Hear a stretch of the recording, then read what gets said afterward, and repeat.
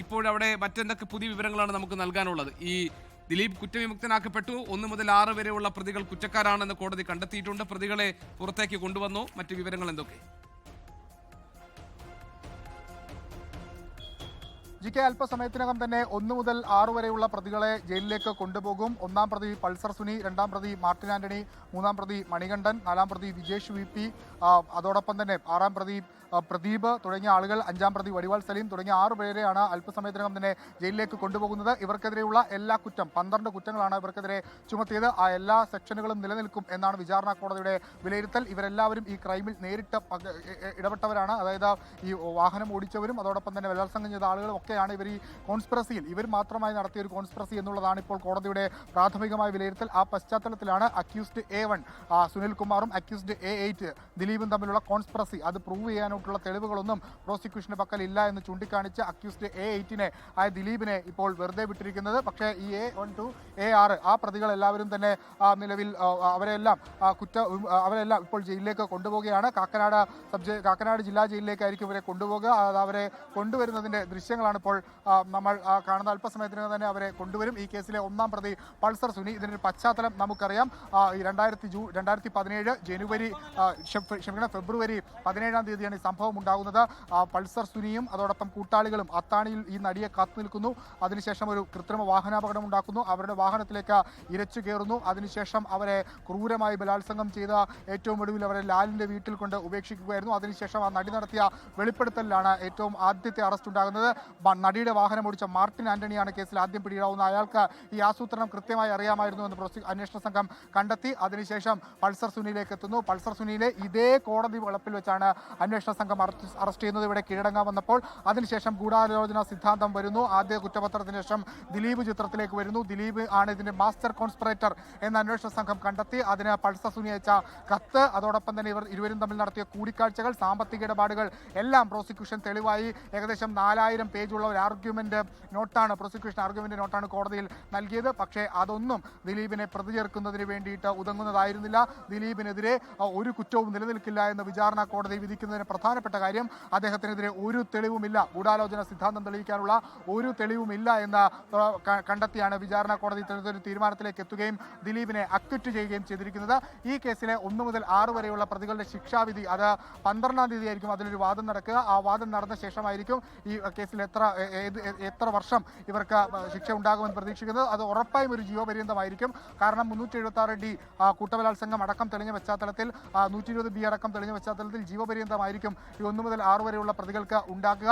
7 മുതൽ 15 വരെയുള്ള പ്രതികളെയാണ് ഈ കേസിൽ വെറുതെ വിട്ടിരിക്കുന്നത്. 7-ാം പ്രതി ചാർലി, അയാൾ ഈ 1 മുതൽ 6 വരെയുള്ള പ്രതികൾക്ക് സഹായിക്കാൻ, ഒളിവിൽ കഴിയാൻ സഹായിച്ചു എന്നുള്ളതായിരുന്നു അയാൾക്കെതിരെയുള്ള കുറ്റം. 9-ാം പ്രതി സനിൽ, അയാൾ ഈ ജയിലിൽ നിന്ന് ഈ പ്രതികളെ ഫോൺ വിളിക്കാൻ സഹായിച്ചു, ദിലീപിനെയും നാദർഷയൊക്കെ ഫോൺ വിളിക്കാൻ സഹായിച്ചു എന്നുള്ളതായിരുന്നു അയാൾക്കെതിരെയുള്ള കുറ്റം. ഒപ്പം മറ്റൊരു പ്രതി 15-ാം പ്രതി ശരത്തായിരുന്നു, ദിലീപിന്റെ സുഹൃത്ത്. തെളിവ് നശിപ്പിക്കൽ അടക്കമുള്ള 120B അടക്കമുള്ള വകുപ്പുകളാണ് അദ്ദേഹത്തിനെതിരെ ചുമത്തിയത്. പക്ഷേ അതുമായി ബന്ധപ്പെട്ട് ഒരു തരത്തിലുള്ള തെളിവുകളും ശരത്തിനെതിരെയും ഉണ്ടായില്ല. അങ്ങനെയാണ് 7, 8,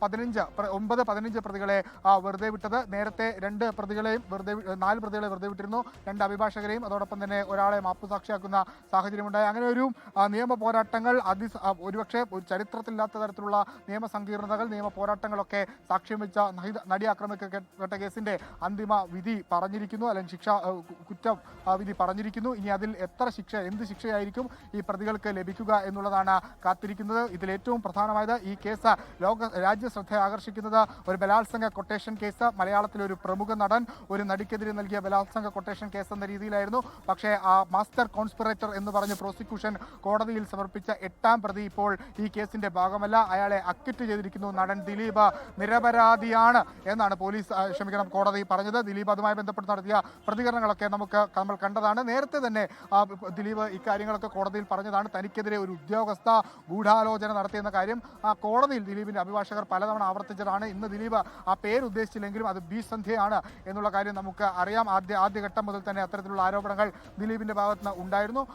ആ പേര് ആവർത്തിച്ചില്ലെങ്കിൽ പോലും അത് ഇന്ന് ദിലീപ് വ്യക്തമാക്കി. ചില ഉദ്യോഗസ്ഥരുടെ ക്രിമിനൽ കോൺസ്പിറസിയാണ് തനിക്കെതിരെ നടന്നത്. തന്റെ സിനിമാ കരിയർ നമുക്കറിയാം ദിലീപ് എത്രത്തോളം പവർഫുൾ ആയിരുന്നു മലയാള സിനിമയിൽ നിന്ന്. ദിലീപായിരുന്നു അവസാനത്തെ വക്ത. ദൃശ്യങ്ങളിൽ കാണുന്നതാണ് നടി ആക്രമിക്കപ്പെട്ട കേസിലെ 1 മുതൽ 6 വരെ പ്രതികൾ, കുറ്റം ആരോപിക്കപ്പെട്ട അല്ലെങ്കിൽ കുറ്റം തെളിയിക്കപ്പെട്ട 6 പ്രതികൾ ഇതാ ജയിലിലേക്ക് കൊണ്ടുപോവുകയാണ്. 1-ാം പ്രതി പൾസർ സുനി, 2-ാം പ്രതി മാർട്ടിൻ ആന്റണി, 3-ാം പ്രതി മണികണ്ഠൻ, 4-ാം പ്രതി വിജേഷ്, 5-ാം പ്രതി വടിവാൾ സലീം, 6-ാം പ്രതി പ്രദീപ്. അങ്ങനെ 6 പ്രതികളെ കുറ്റം തെളിയിച്ചിരിക്കുന്നു. അവർക്കെതിരെ 120B ഗൂഢാലോചന, കൂട്ടബലാത്സംഗം, സ്ത്രീത്വത്തെ അപമാനിക്കൽ, കിഡ്നാപ്പിംഗ്, തെളിവ് നശിപ്പിക്കൽ, അന്യായമായി തടങ്കൽ വെക്കൽ തുടങ്ങിയ എല്ലാ വകുപ്പുകളും തെളിഞ്ഞിരിക്കുന്നു. അങ്ങനെയാണ് അവർ ഇപ്പോൾ ജയിലിലേക്ക് പോകുന്നത്. പൾസർ സുനി ആണ് ഈ കേസിലെ 1-ാം പ്രതി. അയാൾക്കെതിരെ IT ആക്ട് നിലനിൽക്കുന്നു. പൾസർ സുനി 6 പേരും ചേർന്ന് നടത്തിയ കോൺസ്പിറസി, നടി ആക്രമിക്കാൻ വേണ്ടി നടത്തിയ ഒരു കോൺസ്പിറസി എന്നതിനപ്പുറത്തേക്ക് ഈ കേസിൽ മറ്റ് വാദങ്ങളിലേക്കോ മറ്റ് കണ്ടെത്തലിലേക്കോ പോകാൻ കോടതിക്കായിട്ടില്ല. അതിന്റെ തെളിവുകൾ സമർപ്പിക്കാൻ പ്രോസിക്യൂഷനുമായിട്ടില്ല. അങ്ങനെ ഈ കേസിലെ 8-ാം പ്രതി, ഈ കേസിന്റെ പിൻ പോയിന്റ്, ഈ കേസിലെ മാസ്റ്റർ കോൺസ്പിറേറ്റർ എന്ന് പ്രോസിക്യൂഷൻ ആരോപിച്ച ദിലീപ് ഈ കേസിൽ അക്വിറ്റ് ചെയ്യപ്പെട്ടിരിക്കുന്നു. പക്ഷേ 1 മുതൽ 6 വരെയുള്ള പ്രതികൾ ഇതാ ജയിലിലേക്ക് കൊണ്ടുപോകുകയാണ്. പൾസർ സുനി നടത്തിയ വെളിപ്പെടുത്തൽ, പൾസർ സുനി ജ്യേഷ്ഠൻ ഞങ്ങളെ രക്ഷിക്കും, ദിലീപ് ഞങ്ങളെ രക്ഷിക്കുമെന്ന് ചൂണ്ടിക്കാണിച്ച് എഴുതിയ ആ കത്ത്, അതോടൊപ്പം പൾസർ സുനി പലതവണകളായി പോലീസിന് നൽകിയിട്ടുള്ള മൊഴി, അതെല്ലാം വെറുതെയാണ്, അതൊന്നും നിലനിൽക്കില്ല എന്ന് കോടതി കണ്ടെത്തുന്നു. അന്വേഷണ സംഘത്തിന് വലിയ പാളിച്ചകൾ സംഭവിച്ചിട്ടുണ്ടാകും എന്നുള്ള കാര്യത്തിൽ ഉറപ്പാണ്. അതിന്റെ വിധിന്യായം പുറത്തു വന്നാൽ മാത്രമേ എവിടെയൊക്കെയാണ് അന്വേഷണ സംഘത്തിന് പാളിച്ചകൾ സംഭവിച്ചെന്ന കാര്യത്തിൽ വ്യക്തത വരികയുള്ളൂ. പ്രാഥമികമായി നമ്മൾ മനസ്സിലാക്കുന്നത് ദിലീപിന്റെ പിടത്തിയ കത്ത്, അതിന്റെ ആധികാരികത അടക്കം ഗുരുതരമായ പ്രശ്നങ്ങൾ ആ കത്തിന് സംഭവിച്ചിട്ടുണ്ട്. ഒപ്പം ഈ ഒറിജിനൽ മെമ്മറി കാർഡ് എന്നുള്ളത് അതിന്റെ ഒരു അപര്യാപ്തത ഇതിലുണ്ടായിരുന്നു. ഈ ദൃശ്യങ്ങൾ പകർത്തിയ മൊബൈൽ ഫോൺ അത് കണ്ടെത്താൻ ആയിട്ടുണ്ടായിരുന്നില്ല. ആ മൊബൈൽ ഫോൺ കണ്ടെത്തിയിരുന്നില്ല. അങ്ങനെ ലൂപ്പ് ഹോൾസ് ഒരുപാടുണ്ട്.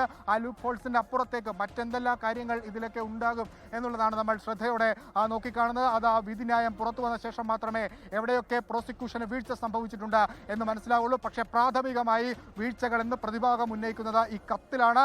ഈ കത്തിന്റെ ആധികാരികതയുമായി ബന്ധപ്പെട്ട് ആദ്യം മുതൽ തന്നെ സംശയമുണ്ടായിരുന്നു. പോലീസ് തന്നെ ഡെലിബറേറ്റ് ആയി പൾസർ സുനിയെ കൊണ്ട് ദിലീപിനെ പെടുത്തുന്നതിന് വേണ്ടി എഴുതിപ്പിച്ചൊരു കത്ത് എന്ന ആദ്യഘട്ടം മുതൽ തന്നെ ആ ആരോപണം ഉണ്ടായിരുന്നു. ഇപ്പോൾ പ്രതിഭാഗം അത് കൂടുതൽ ഊന്നൽ നൽകുന്നു. ആ കത്ത് ഫാബ്രിക്കേറ്റ് ചെയ്ത കത്താണ് ദിലീപിനെ ഇതിൽ പെടുത്തുന്നതിന് വേണ്ടി. അതിന് ചില ഉന്നത ഉദ്യോഗസ്ഥരടക്കം അതിൽ കൂട്ടുനിൽക്കുന്നു എന്നുള്ളൊരു ആരോപണമാണ് പ്രതിഭാഗം ഇപ്പോൾ മുന്നോട്ട് വെച്ചിരിക്കുന്നത്. ഒപ്പം ഇതിന്റെ മെമ്മറി കാർഡ് എന്ന് പറയുന്ന പ്രധാനപ്പെട്ട ഒരു ഡിജിറ്റൽ എവിഡൻസ്, ആ ഡിജിറ്റൽ എവിഡൻസിന്റെ ഒറിജിനൽ പകർപ്പ് അത് ലഭ്യമായിട്ടില്ലായിരുന്നു. ഒരു കോപ്പി മെമ്മറി കാർഡ് മാത്രമാണ് പൾസർ സുനി ഹാജരാക്കിയത്. അങ്ങനെ ഒരു വിഷയം കൂടി ഇതിലുണ്ട് ഡിജിറ്റൽ തെളിവുകളുടെ കാര്യത്തിൽ. ഒപ്പം സ്വാഭാവികമായും 120B ഗൂഢാലോചന അത് അങ്ങേയറ്റം ബുദ്ധിമുട്ടാണ് കോടതിയിൽ തെളിയിക്കാൻ. പ്രത്യേകിച്ചൊരു ക്ലൗഡഡ് സ്വഭാവമാണ് എപ്പോഴും ഈ പറയുന്ന 120Bക്ക് ഉണ്ടാകുക. അത് വളരെ ചുരുക്കം കേസുകളിൽ മാത്രമാണ് പ്രൂവ് ചെയ്യപ്പെട്ടുള്ളത്. അത് പക്ഷേ ഇവിടെ പ്രൂവ് ചെയ്യാനായിട്ട് പ്രോസിക്യൂഷന് സാധിച്ചിട്ടില്ല. പ്രോസിക്യൂഷന്റെ ആത്മവിശ്വാസം പൂർണ്ണമായും അത് തകർന്നു പോകുന്ന സാഹചര്യമാണ് കോടതിയിൽ കണ്ടത്. കടുത്ത നിരാശയിലായിരുന്നു പ്രോസിക്യൂഷന്റെ അഭിഭാഷകനും അതോടൊപ്പം തന്നെ അതിജീവിതയുടെ അഭിഭാഷകയായ TB മിനി അടക്കമുള്ള ആളുകൾ. അവർ വലിയ പ്രതീക്ഷയിലായിരുന്നു. കാരണം നേരത്തെ നമ്മൾ ഇന്നലെയൊക്കെ ഈ പ്രോസിക്യൂഷന്റെയും അന്വേഷണ സംഘത്തിന്റെയും ഒക്കെ കണ്ടെത്തലുകൾ ലോകത്തെവിടെയായാലും ഏത് സമയത്തും 24 വാർത്തകളും ഓഗ്മെന്റഡ് റിയാലിറ്റി പാക്കേജുകളും എക്സ്പ്ലെയിനറുകളും വിശദമായി കാണാൻ ഞങ്ങളുടെ യൂട്യൂബ് ചാനൽ നിങ്ങൾക്ക് സബ്സ്ക്രൈബ് ചെയ്യാം.